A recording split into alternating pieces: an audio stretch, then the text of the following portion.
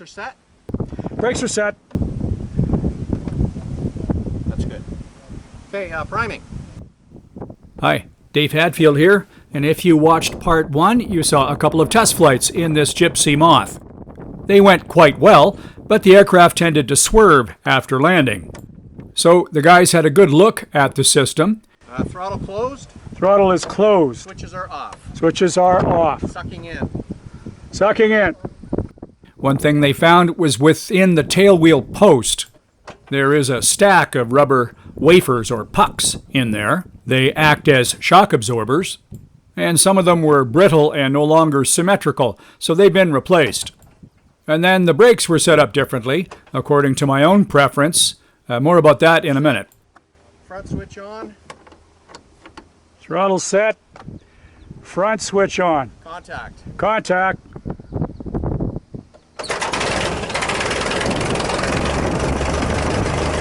Wow, this Gipsy 2 engine starts well. It really seems to like having the cylinders on the top. After a 4-minute warm-up, it's brakes off and taxi out onto the grass of Grand Valley Martin Field.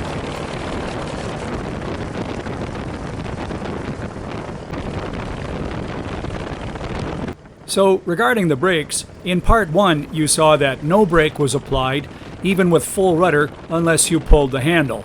And that didn't work out too well. Let's recap.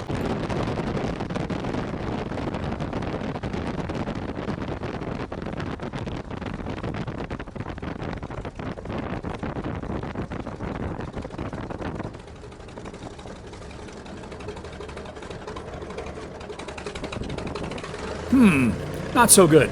So for this flight, they were set up differently. And if I go to a full rudder input, one direction or the other, I get moderate braking on that wheel, even without pulling the handle. As I go around in circles here, it's immediately clear that this is a better setup. I get asymmetric braking exactly when I want it, and I can leave one hand on the throttle and the other hand on the stick. Much better.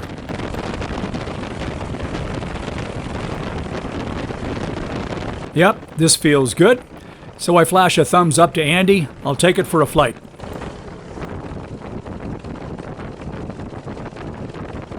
I forgot to mention back in part 1, this Gipsy Moth was in a major Hollywood movie about Amelia Earhart. I was on that set looking after the Waco taper wing. And I remember watching this Gipsy Moth go through the finish gates for the cameras again and again and again. Of course, nearly all of that got edited out. Anyway, once more through the run-up and the pre-takeoff checks.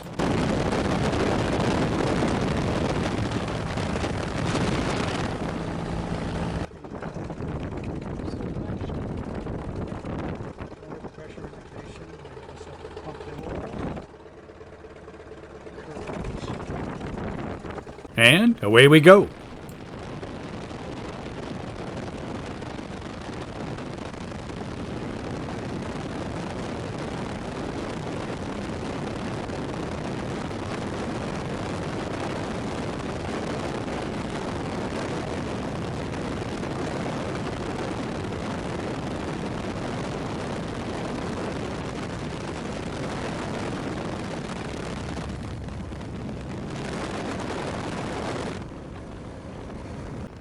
Like before, more rigging checks. And I also tried to make the radio work. First with the little stub antenna, and then later with the aircraft antenna. Marginal success, but probably doable. Then back into the downwind for the main event, which of course is the landing, and see if the brake adjustment was what we needed.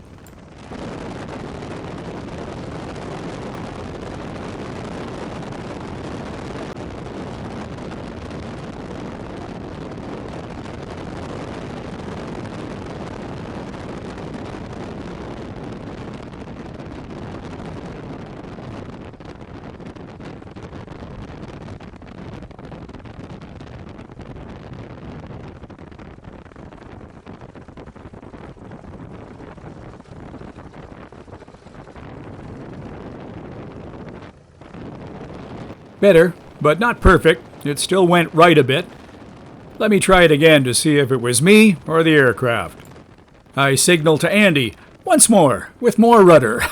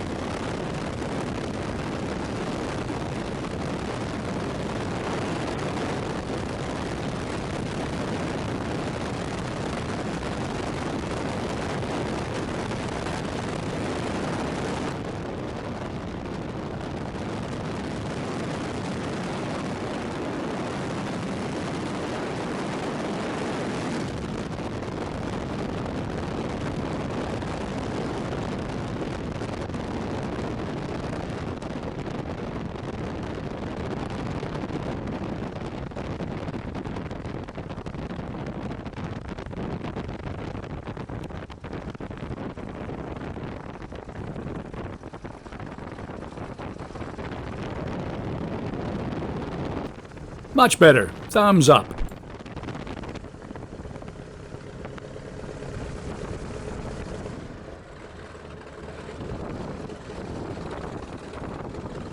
Anything else you want to see? Okay, I'll park it.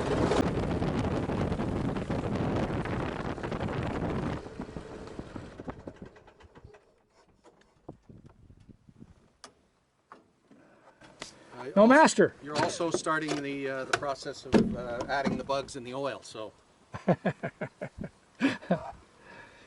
Yeah, I didn't like my first landing, so I did another one. But Did it behave or misbehave? yeah, Or? yeah, just a little bit more adjustment is required. It's perfect on the right one. Right brake. I think there's a tiny little bit left. Hang on, hang on. There's a tiny bit of adjust left. If there is, yeah, let's take it, please. Okay. Fortunately, there was still some adjustment room left on the turnbuckles, so we arranged a bit more left brake. Okay, fuel is on. Yes. Throttle set. Throttle. We're going to go straight for a start. Let's try. Okay, throttle set. Switch on, Front switch on. and let's see what happens. Contact.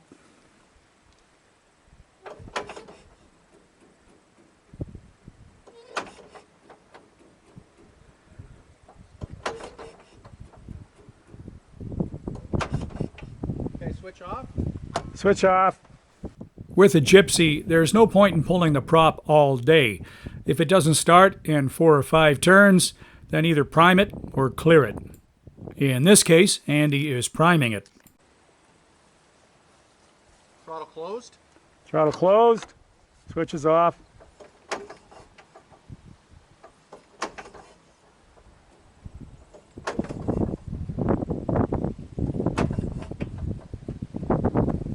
Switch on, throttle set.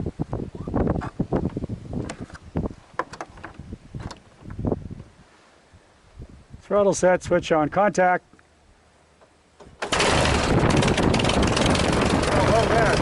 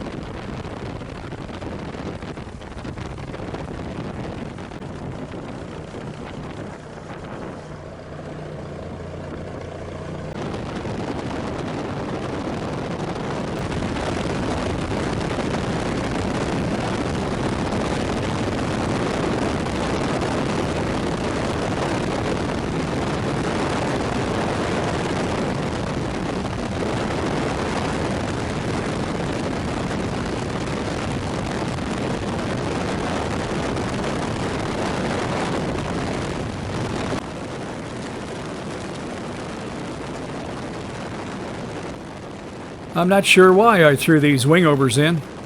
Probably just felt good.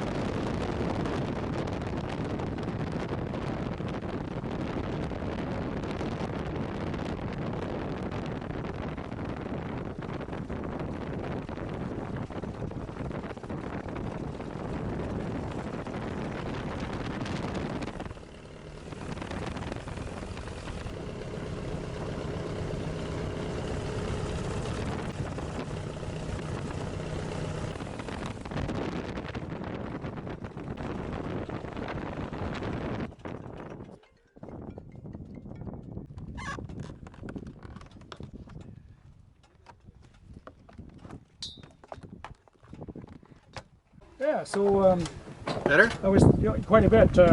I had the break that I needed. Anyway, nice work, guys. Good. So I'd say she's pretty much ready to take away. Okay. So, a little while later, we had a weather window open up, and a friend ferried me back to Martin Field in his Hawk XP. I said goodbye to the guys, and we began the journey east. Thanks. Watch the cat. Oh, you'll be all right. I'm not afraid of airplanes. Airplane cat. Nose, right? Okay. I don't know why the heck I bought white gloves for a Gipsy engine. Brakes on, Brakes are set. throttle closed. Throttle's closed. Switches are off. If you recall from part 1, the new owner had asked me to ferry the aircraft to Gatineau. Today was just the first leg to Edenvale, Ontario, where I do some circuits on pavement.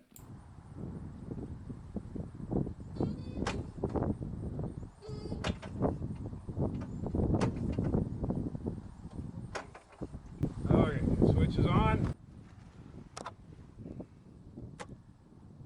Front switch is on. Throttle's set. Contact. Okay.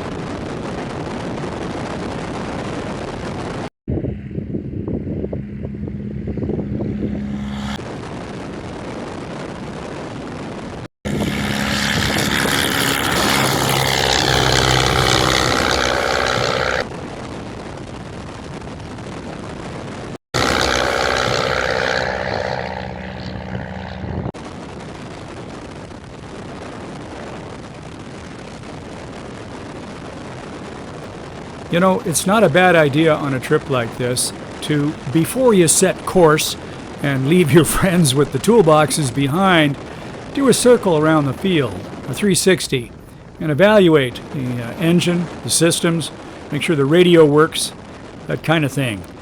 You don't have to do it, but it can save you grief farther downstream. Also, the guys here have put 2 years of their DNA into this project, so it's kind of nice to say goodbye.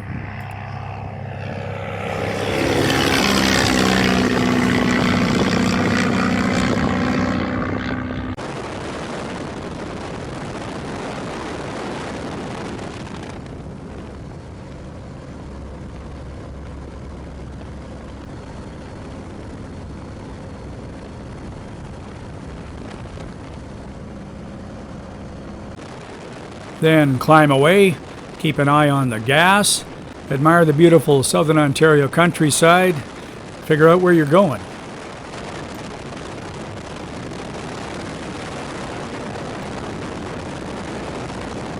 Edenvale was one of the World War II training airfields of the British Commonwealth Air Training Plan. It was a relief landing field for the much bigger base at Borden.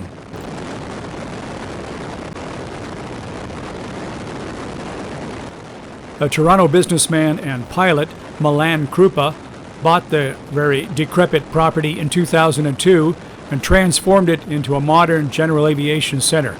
He's kept the history alive and brought it forward into the present. Really a wonderful thing.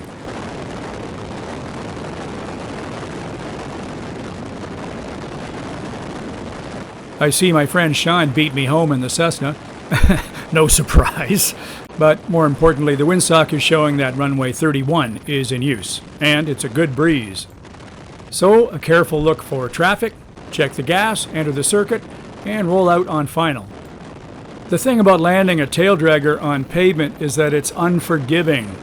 If you touch down on a grass runway with a little crab or drift, it's no big deal. The tires slither a little bit on the soft surface and you keep going basically straight. But on pavement, the tires grab hard as soon as you touch. And if you're not aligned, or if you're drifting, you get an instant swerve, which can accelerate and end up in a ground loop, which of course is a spin out in which you end up in a wingtip or maybe up on your nose. And that's why, with a free caster ring tail wheel, I wanted the brakes to work.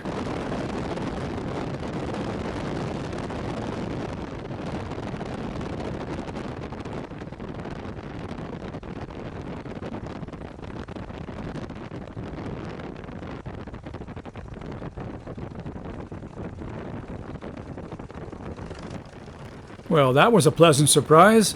Nothing happened at all. Let's try it again.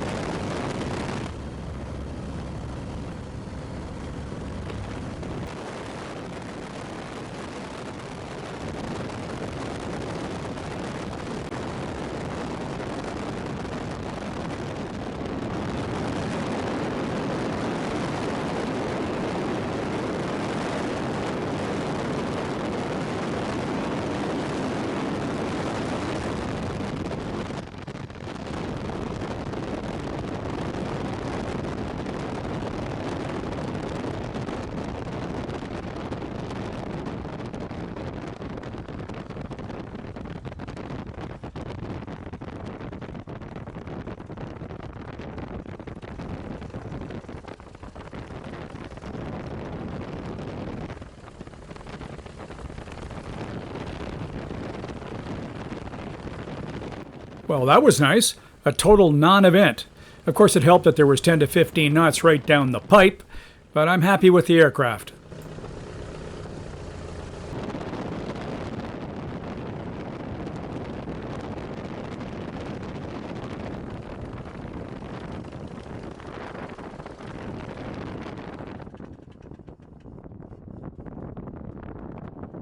Master, mags, leave the fuel on.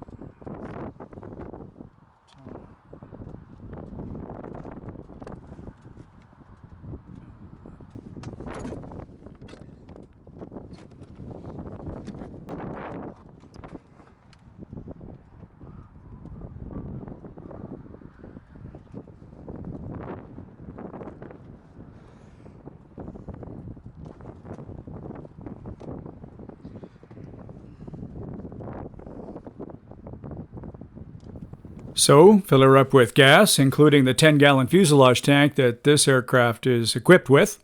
Wipe down the oil. Looks like a little is coming out the front seal, but that's not nearly as much as the more common Gipsy Majors, which are inverted. And stash it in a friend's hangar for the night. Next day, carry on.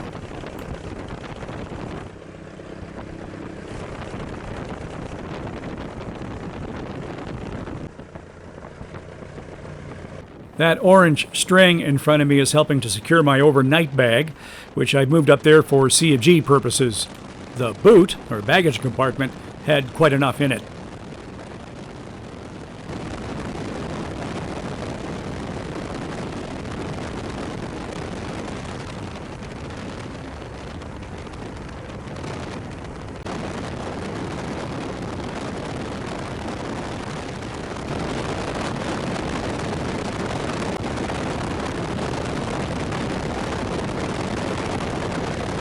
I've had a few questions along the line of, what is that thing on your wrist? Why don't you use an iPad like everybody else does? Well, there's not much room in some of these old cockpits. And many of these old aircraft don't fly hands-off very well. They're either slightly out of rig, or they don't have aileron trim, or their stability is pretty much neutral, like a Spitfire. And every time you put your head down to look at an iPad on your leg, the airplane wanders off heading and altitude. I prefer an iPhone, up where I can see it. The one in this video is an iPhone 7, and I use it simply because it still works. Anyway, to get around the inadequate battery, I have the iPhone mounted in a battery case. That, plus the swiveling mount, are very cheap accessories, and, in my experience, very practical. I do have a paper map folded up properly and stuffed in the leg pocket of my flight suit, but I don't miss paper maps and having to replace them so frequently.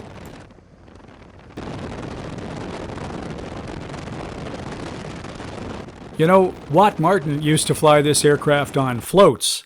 Think about that for a second. There's no starter. He had to push off from the dock, climb up on the wing, through the wires, swing the prop, get it to start, get back through those wires, climb over the side of the cockpit that doesn't have a door to get back inside, and try and keep the thing off the rocks. One thing he did, though, to make it easier and stop burning himself, was he removed that great long exhaust pipe and put 4 stacks along the top of the engine. Must have smelled bad, but it would be a lot simpler on the water. Simple, of course, being a relative term here.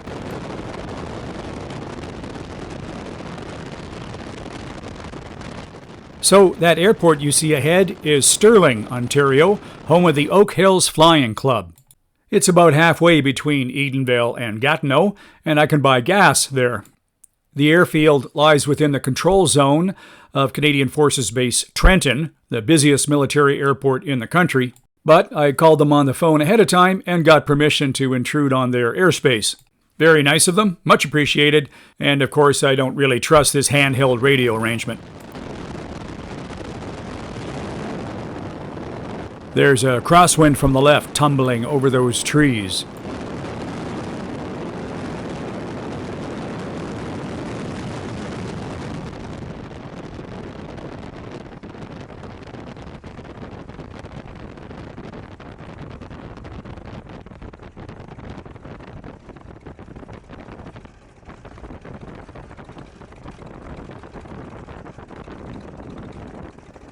This Gipsy Moth sure lands short. We only used half of this 2,300-foot runway, and that's with no brakes and approaching over a line of maple trees. Pretty remarkable.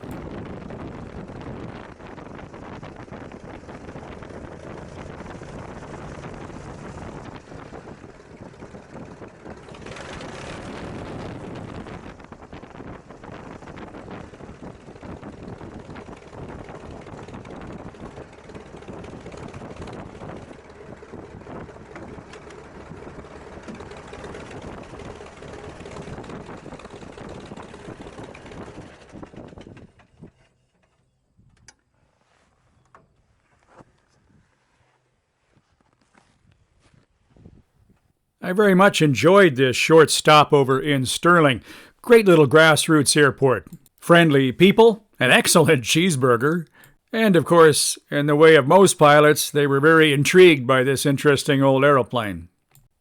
Anyway, time was moving on, and I had to start the next leg, which raises the question of how do you start a hand start engine when you have no dedicated ground crew starter? Do you train someone on the spot to swing the prop? Well, no, I don't. That's too complicated. It's much safer and easier to get someone to untie a rope. So that's what I do.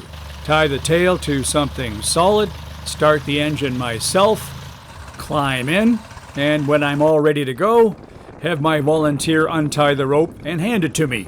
There's less stress this way.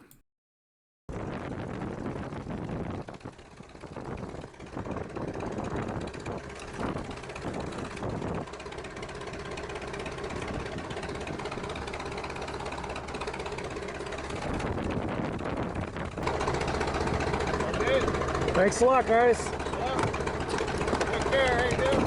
Thank you. Bye.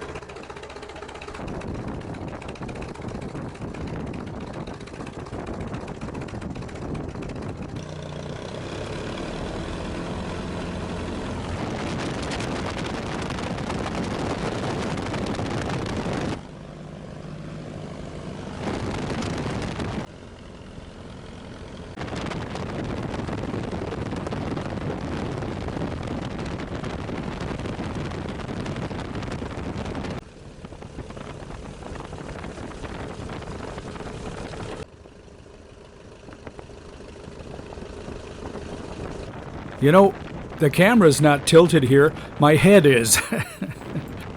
To see as much as possible without using the brakes, you stick your head out the side, and it's tilted. It just is. I don't line up with the runway heading until I'm ready to go, and all checks are complete. That way, I can keep an eye on the approach and departure paths and the runway itself.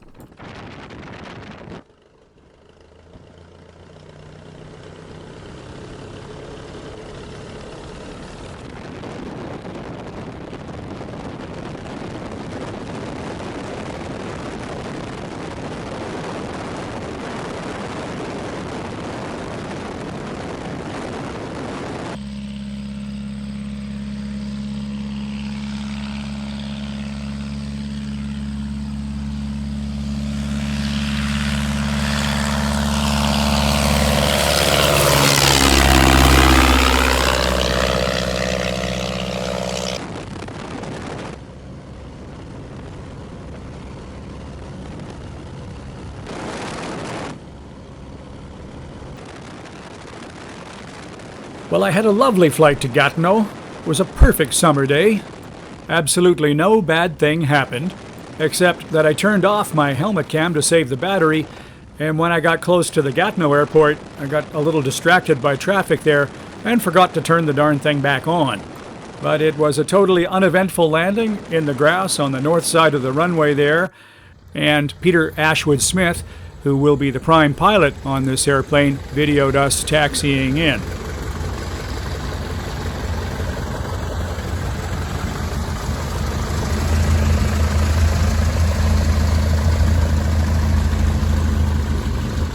The new owner, of course, was delighted. This is the first airplane he's ever bought, and the import had been a little complicated, so he was super pleased to have the airplane on site in one piece and ready to go. As for me, I was delighted too. I'd like to fly this beautiful old airplane more, but I do get a little distracted around that place. So it'll be Peter's job, primarily, that and the Fox Moth, which he flies there.